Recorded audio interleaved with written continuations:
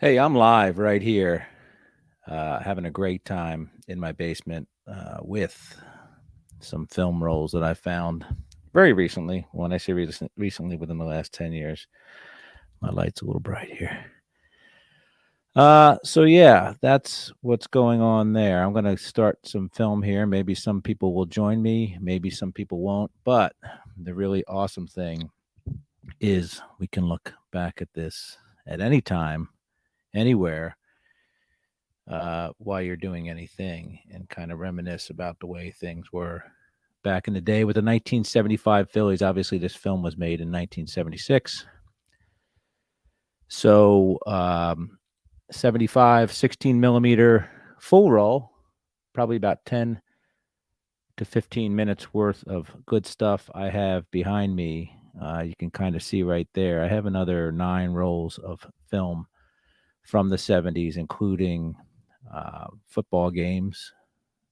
There's several, probably 7 football games. I know there's a Steelers and a Raiders game, probably from that same era, 75. And if you know anything about football in the 70s, the Steelers and the Raiders were going strong, living large, um, huge rivalry. So we'll see that down the road, maybe on our matinees.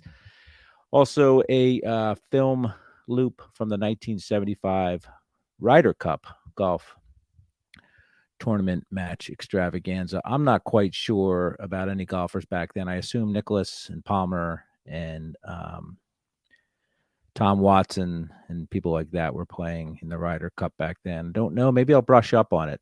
Maybe we'll all learn together. Also, there is a film without audio. We call that MOS in the business.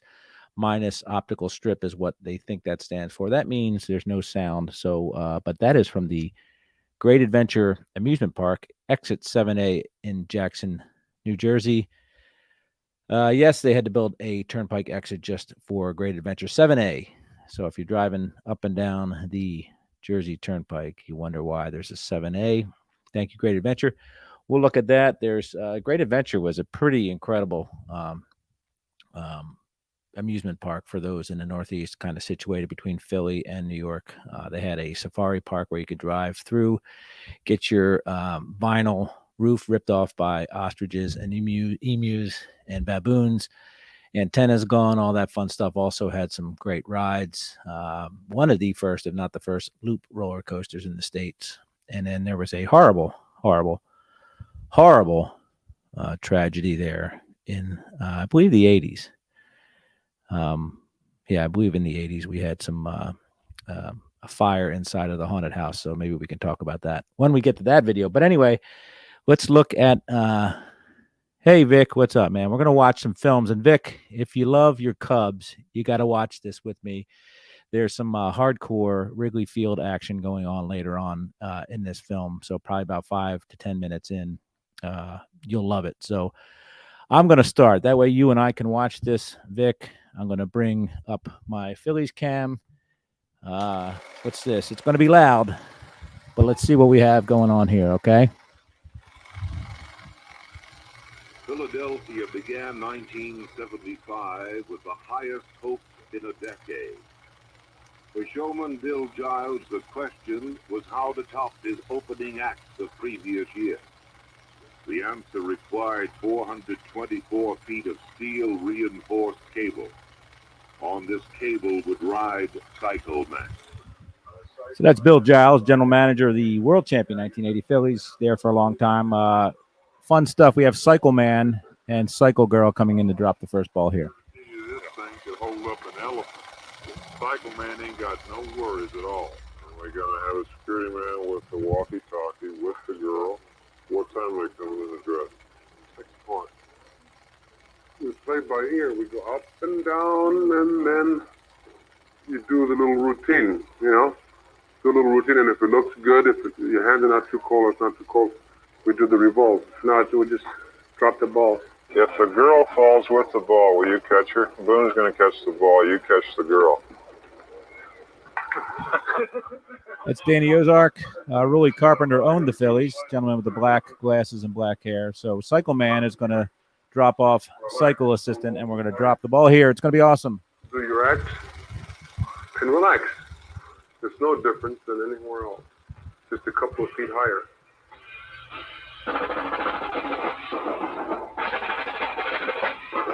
Marching bands, pretty big deal, marching bands. How much time do we have now? There'll be some more fireworks. We'll be,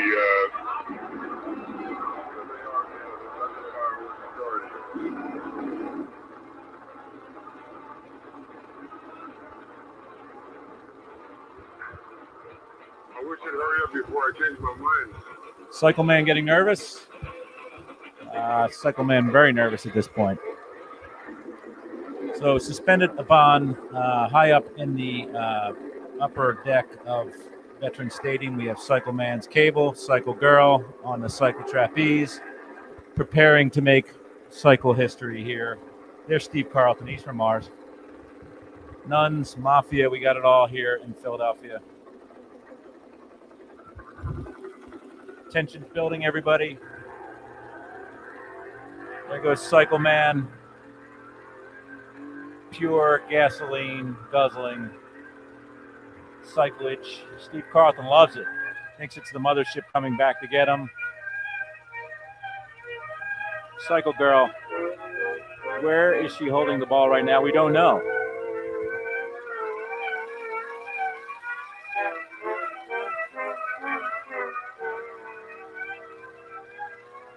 Cycle madness, folks. Cycle madness. There's Greg Lozinski, I believe.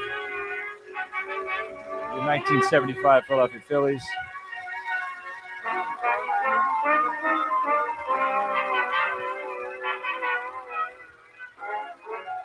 Cycle Girl getting into position. Where is the ball, Cycle Girl?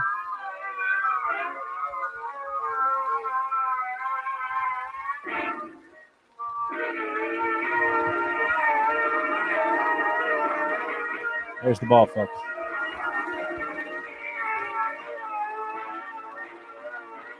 Cycle Girl's hair is defying gravity, and there goes the ball.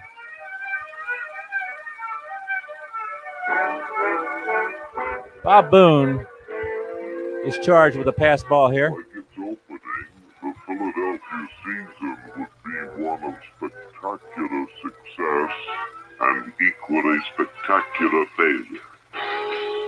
In the end, late season contention would fall short, but along the way, a record number of fans came to see the most exciting. John Facenda obviously has taken a roofie, but he's going to still try to explain stuff to us anyway. It was a year of building for the team of tomorrow.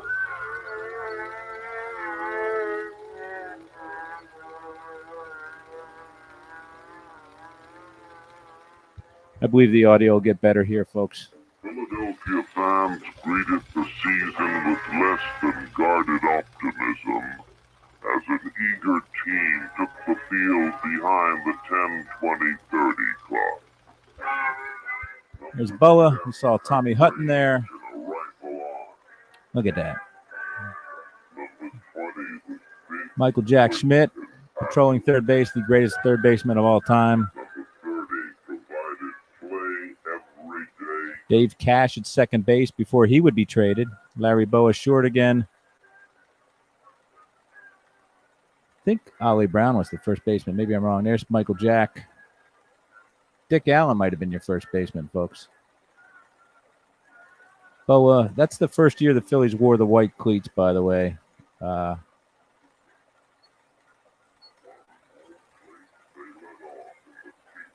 Yeah, Vic, you're right. No cycles over the stadiums. There's old Dave Cash.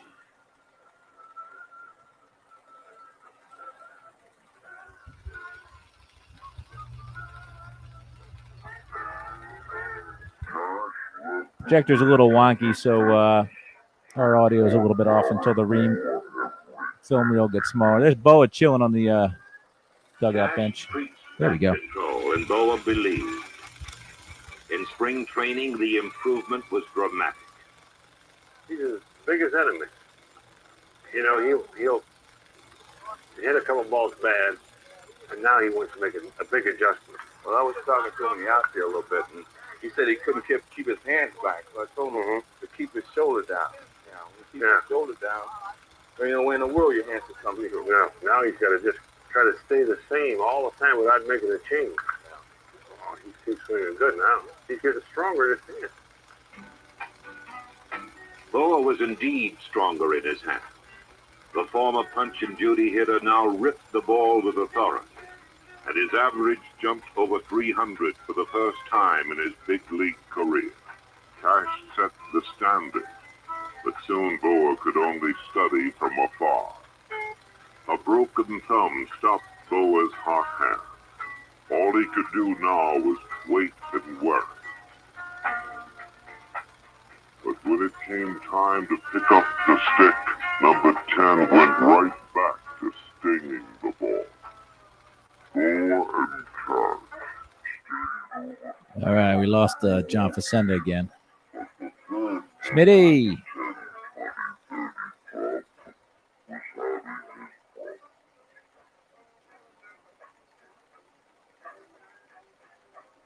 Man, that guy could hit a baseball. Mike Smith was trying to defend his home run title. Maybe he was trying too hard.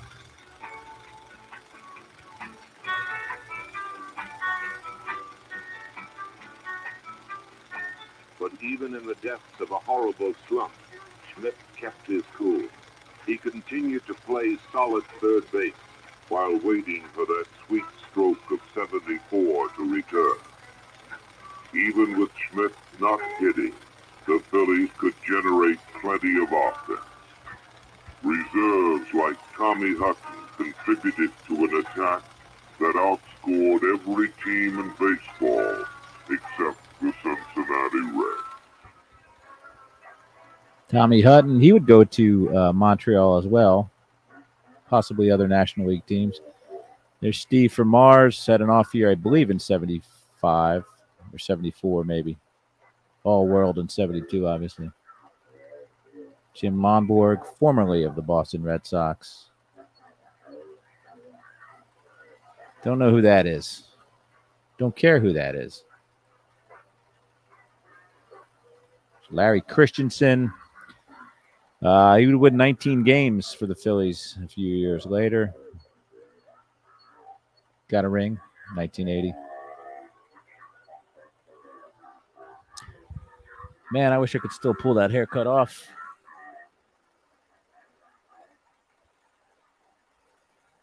I think that's still spring training down there in Clearwater, Florida.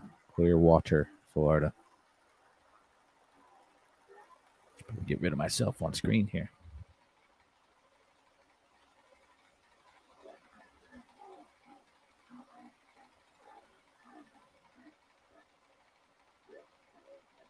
There we go. Sorry about that.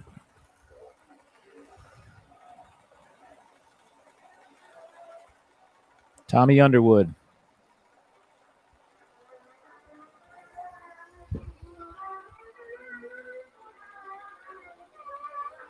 Tommy Underwood would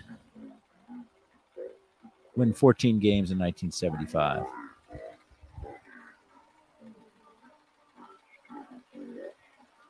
Look at that. Who's 32? Is that Dusty Baker? Maybe not.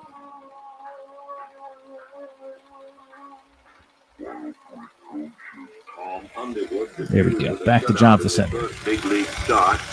Another fresh-faced 21-year-old began the season in the Bush League. Larry Christensen was a Toledo mudhead with a half-pass ball. But manager Jim Bunning, the former Philly pitcher, had a theory. I don't think I can ever remember pitching in a game where I didn't throw as hard as I could every time I threw the ball.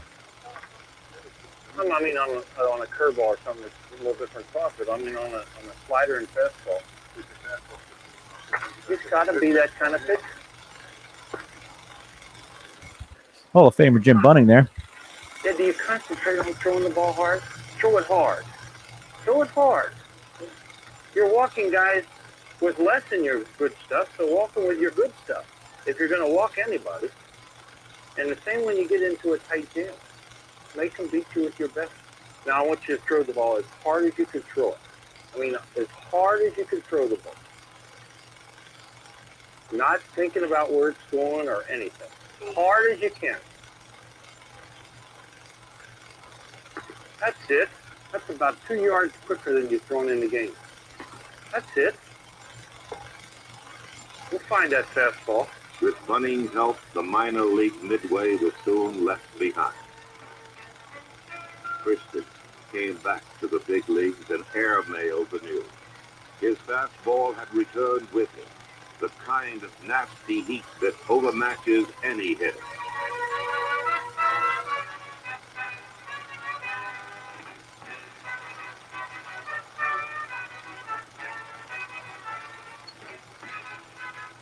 In 1975, two young pitchers made their mark. One with power, the other finesse. While some were revered for what they might yet do, another Philly was honored for things already accomplished. The man who leads the big leagues and standing ovation, won't you come home, Tony Taylor.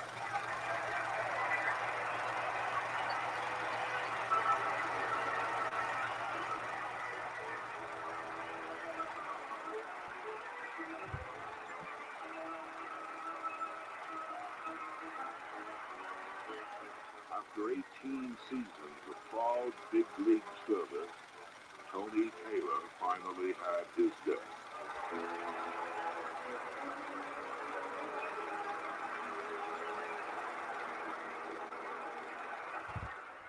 See Willie Matinee right there.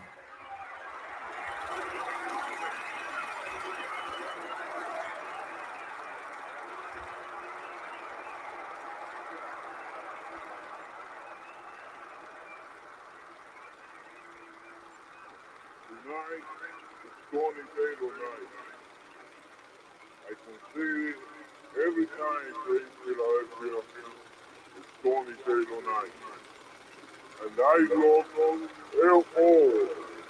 God bless you.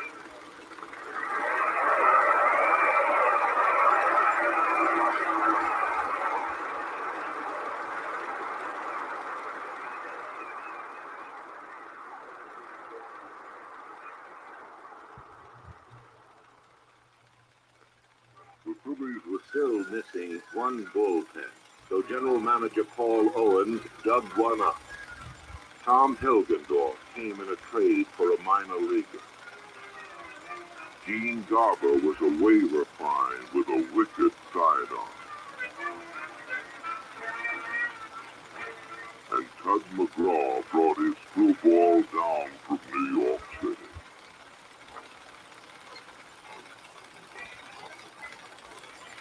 A good bullpen will bail you out with one hit. And with Hilgendorf, Garber, and McGraw, Philadelphia finally had a good bullpen. Owens would look anywhere because sometimes help arrived in unusual packages.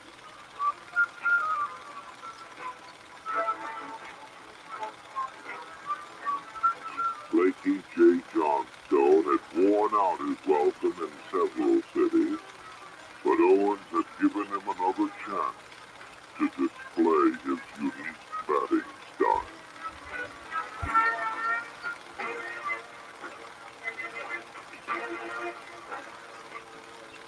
When Johnstone finally took hold, he hit a sparkling 329 against right-hand pitching. His platoon mate, Yeah, the speed's off. The projector is older than probably all our parents. It's better, I think. Against the Dodgers, he saved a win with a gutty ninth-inning catch.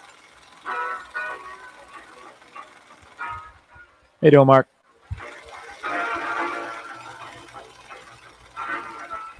It's downtown Ollie Brown. teamed up to handle right field.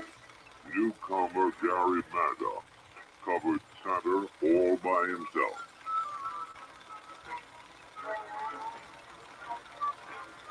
His long strides could run down the steepest slide, then turn the base path into a racetrack.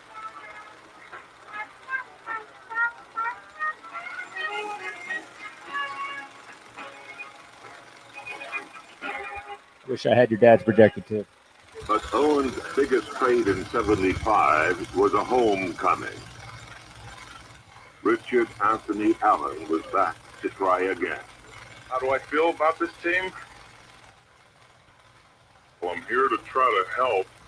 I'd like everybody to know that right now. I'm not here to cause trouble, stir up anything, or bring back any of that old past action.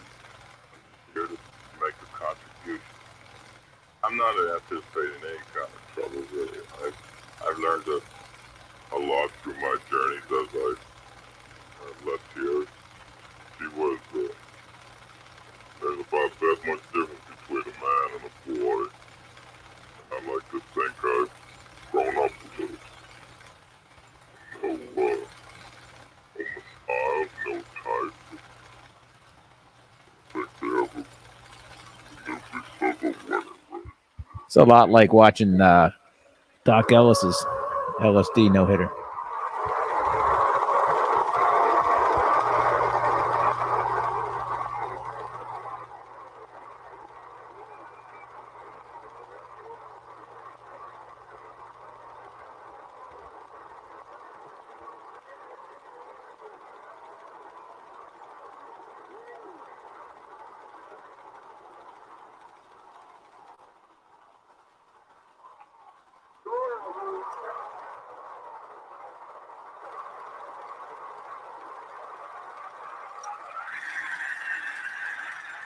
Allen singled in his first at bat, and the good vibrations never completely faded away. But 8 months of inactivity had left its mark, and Allen struggled through an off year. The innuendos and accusations which preceded the man were put to rest, however, with all-out hustle and unselfish team play.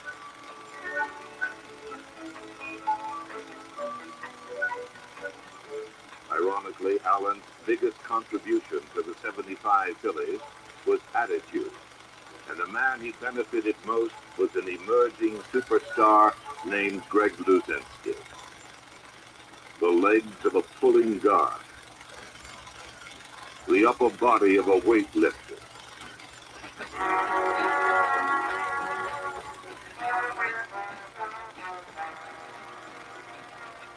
But one thing, just like a pure hitter, that short, quick stroke.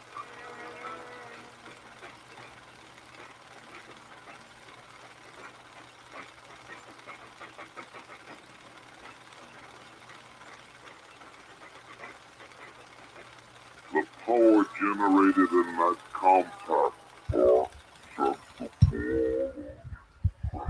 Dude could hit the ball. Saw Lou Brock there earlier watching the ball go over the fence.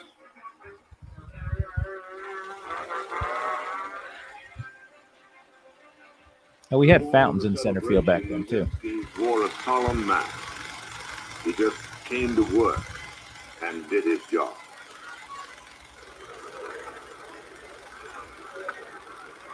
Come on, ball! Come on! Come on, ball! Take them all, let me tell you! Bull did quite a job, hitting 300 with 34 home runs and 120 runs batted in.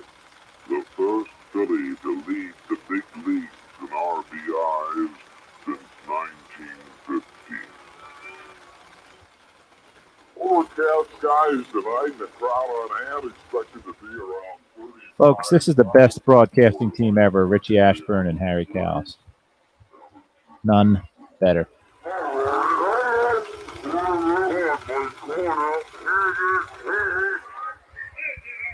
Swing the bat. Look at that. Look out! Oh, another one. Look out. That ball like a joke. Oddball really undrafted. Dave Cash, Steve Carlton doesn't understand unless you're speaking Martian to him.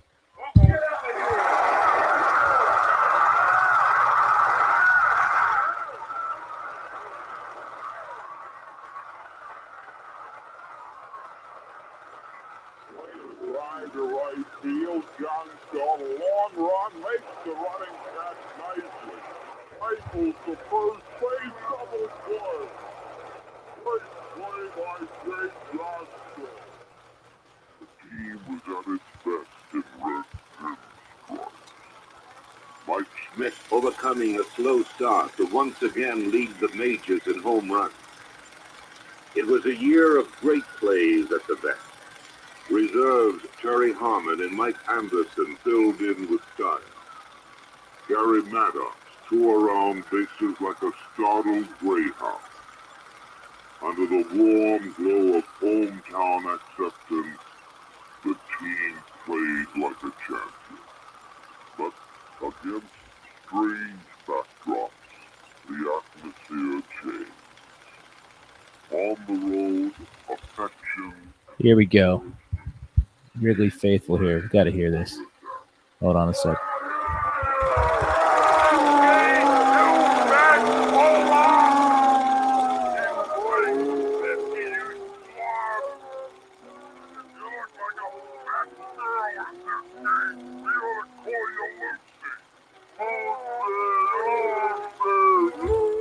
Hold on. I got to rewind this.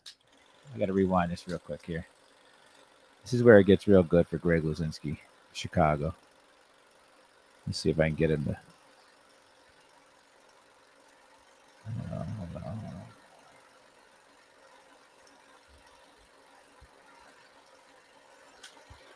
on. Gave way to other sounds.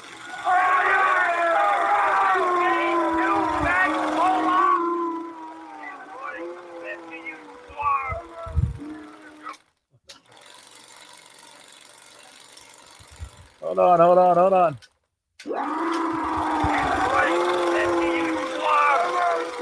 You look like a fat girl in this game. We ought to call you Lucy.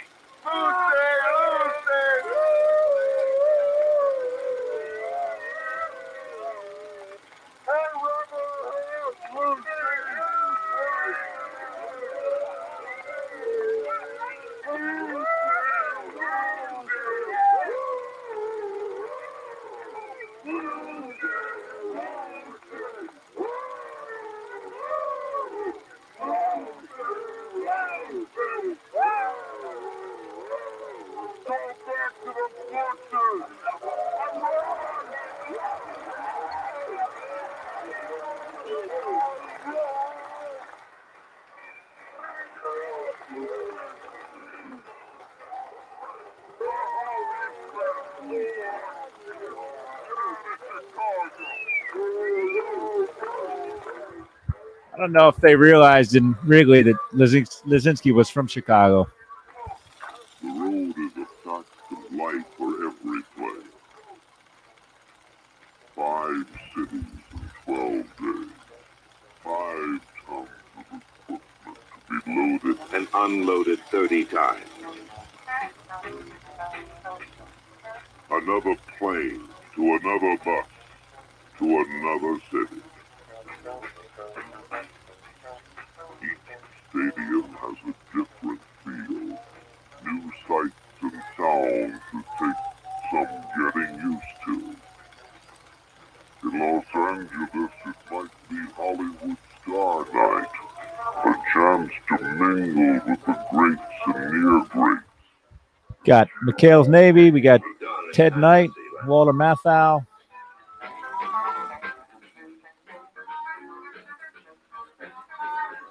Oh boy.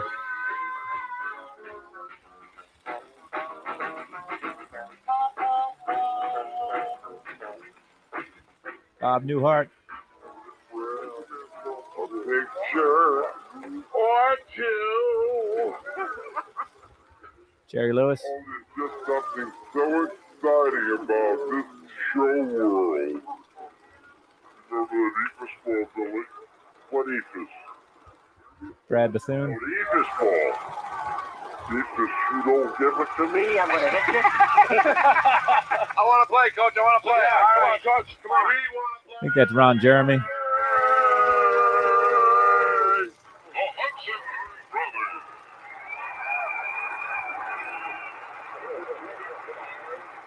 Walter Matthau.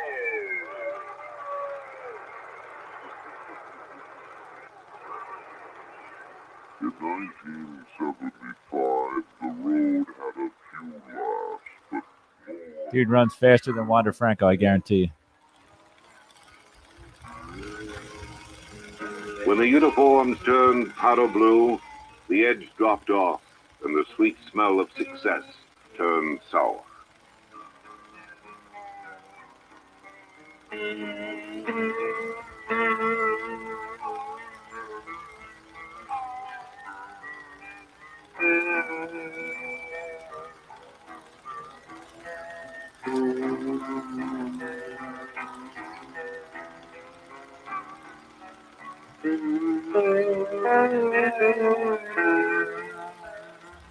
Their record was nearly as hard on the road as it was impressive At home, the reasons are unclear, the solutions not easily ascertained.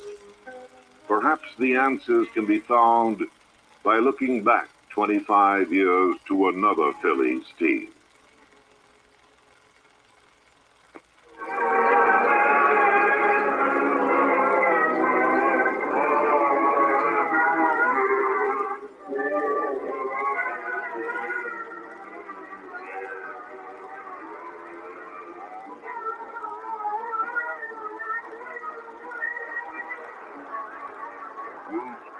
Back, 1950 Whiz Kids 25th reunion here at Veterans Stadium.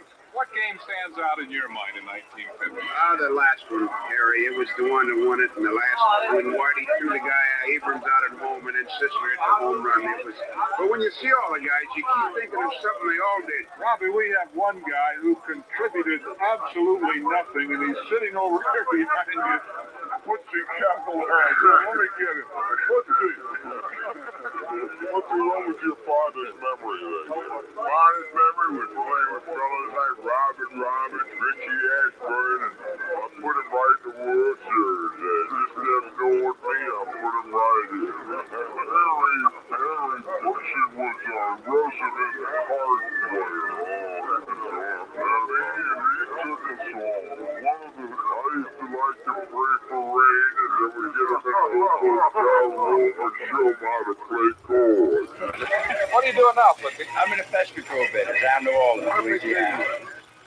From Pussy Caballero to Rich Ashburn, the 5th Day Phillies, a team remembered still after a quarter of a century. Each man savors the memory, even broadcaster by Psalm retiring after 39 years. This was the favorite team, the pennant winners, the Whiz Kids. Now their legacy is passed on to another team, a group of men capable of finding that same spark of greatness, experiencing that same once-in-a-lifetime thrill.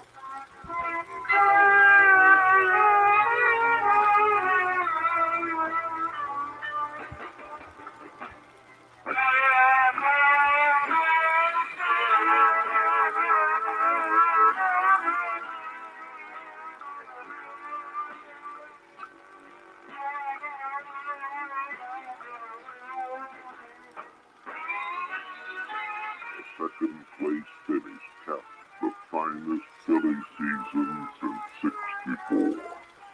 And at last, the goal is in sight.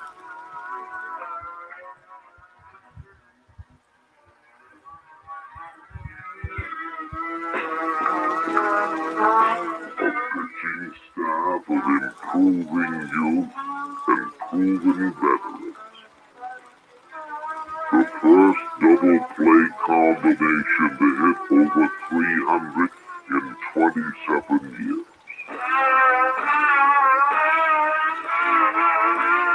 And 3 of the biggest bats in baseball.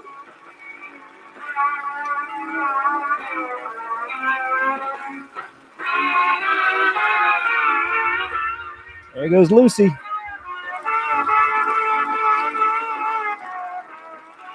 The ingredients are at hand. And the Future glows brightly, for this is a team which is almost ready. A team for tomorrow.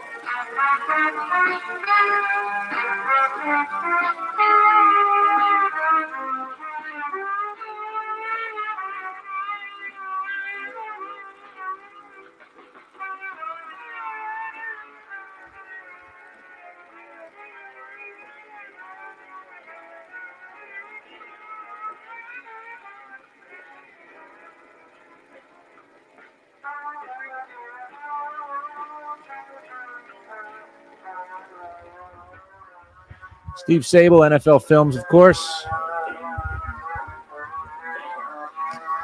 Yeah, I can slow it down, dude. I gotta get a projector that works. That's for sure. Maybe we'll watch this again sometime. Ed Sable, executive producer.